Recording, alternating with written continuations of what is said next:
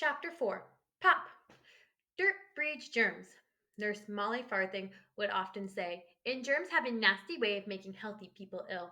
Naturally, the infirmary of PS 123 had always been spotless because of Nurse Molly Farthing wouldn't have it any other way. And naturally, as Mrs. Kimmel Farber and Henry rushed through the door that morning, she made both of them go back and wipe their feet at the mat. And don't bring any of that cocoa in here, Nurse Farthing added. She sniffed the air loudly.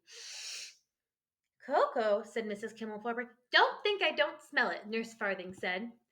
Please, Nurse Farthing, said Mrs. Kimmelfarber. We have an emergency on our hands. This is Henry Green. He's breaking out in a rash of some sort. So I see, said Nurse Farthing. She sat Henry down in the chair and turned on a bright light. Pushing her spectacles down to the tip of her nose, she bent close to Henry and looked over him. It's a rash, all right, she said at last. Peculiar. Looks like little brown spots all over. Exactly, Mrs. Kimmelfaber said. But what is it? Have you ever had measles? Nurse Farthing asked. Yes, said Henry, when I was 5. Chicken pox? When I was 3.5. Then I would say you have an unidentified rash, and frankly, I don't like the look of it. Henry, who up until now was merely frightened, began to feel terrified.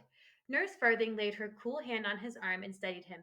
There, dear, she said. Nothing to be frightened of. I'm sure it's not serious. How do you feel? Not very good, said Henry. Warm? No. Cold? No. Dizzy?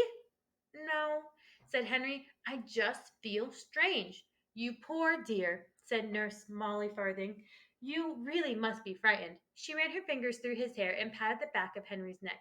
Somehow this made him feel better. Pop! Did you say something? Nurse asked Nurse Farthing. No, ma'am, said Henry. Pop!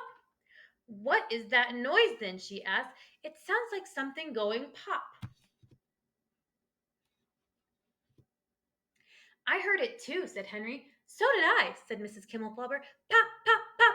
Now they all heard it. The sound of popping filled the infirmary. Little pops and bigger pops and poppy pop pop pops kept popping. Henry looked at his arm and in an instant knew where the noise was coming from. His little brown spots were growing bigger and bigger. They were popping out all over him, no longer the size of freckles. They were as big as chocolate bits his mother used to make him cakes and cookies.